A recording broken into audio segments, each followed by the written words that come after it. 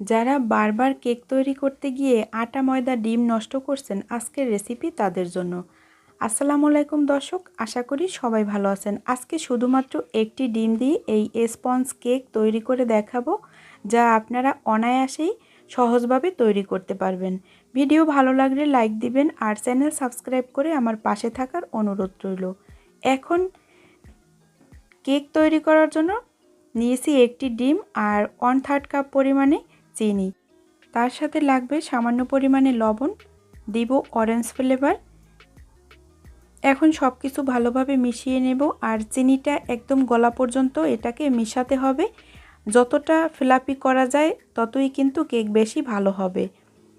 তো এটাকে সময় ধরে একটু মেশাতে হবে, একদম সাদা হয়ে যাওয়া পর্যন্ত অপেক্ষা করছি। যখন এরকম একটু সাদাটে হয়ে আসছে তখন দিয়ে দেব 1 টেবিল চামচ পরিমাণে রান্নার রেগুলার তেল। একটি ডিমের জন্য কিন্তু 1 টেবিল চামচ পরিমাণে রান্নার তেলই যথেষ্ট। তেলটা ভালোভাবে আবারও একটু মিশিয়ে নেব ডিমের সাথে। এখন যখন সব কিছু ভালোভাবে মেশানো হয়ে যাবে তারপরে দিয়ে দেব 1 কাপ পরিমাণে ময়দা।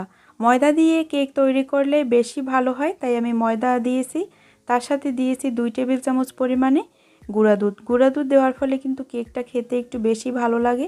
তো এখানে নিয়েছি 4 চামচের 3 ভাগের 1 ভাগ পরিমাণে বেকিং পাউডার। তো এখন সব কিছু আবারও একটু ভালোভাবে মিশিয়ে নেব।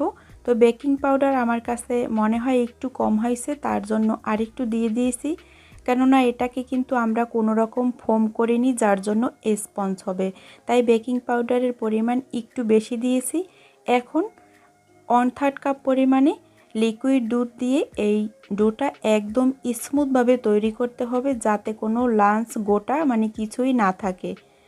এটা যত স্মুথ হবে আপনার কেক কিন্তু ততটাই পারফেক্টলি হবে।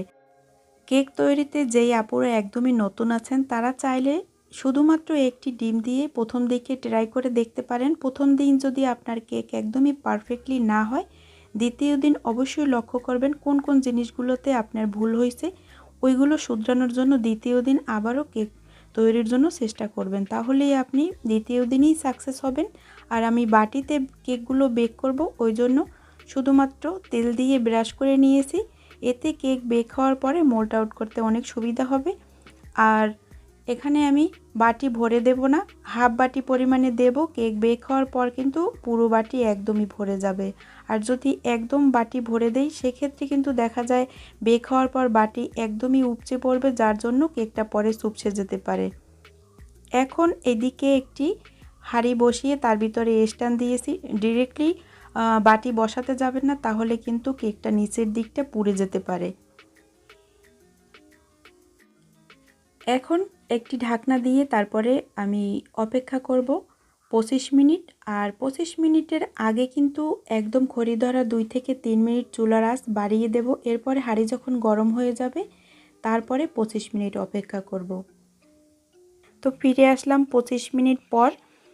তো দেখতে পাচ্ছেন আমার কেকগুলো কতটা পারফেক্টলি বেক হয়েছে, আর দেখে তো অবশ্যই বুঝতে পারছেন যে কতটা নরম হয়েছে। কেক ঠান্ডা হওয়ার পর মোল্ড আউট করতে হবে, আর গরম গরম যদি মোল্ড আউট করতে যান সেক্ষেত্রে কিন্তু কেকটা ভেঙে যেতে পারে।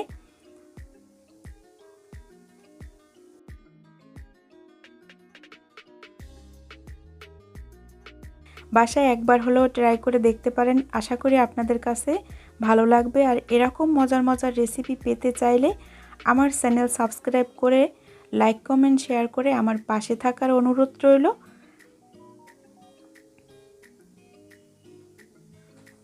কেকটা একটু ভেঙে আপনাদের সাথে শেয়ার করছি যে কেকটা কতটা পারফেক্টলি হয়েছে, একটু দেখুন, একদমই নরম তুলতুলে। তো চায়ের সাথে খেতে অসম্ভব মজার হয় এই কেকগুলো। তো দেখা হবে নতুন পর্বে নতুন ভিডিওতে। ততক্ষণ সবাই ভালো থাকবেন, নিরাপদে থাকবেন।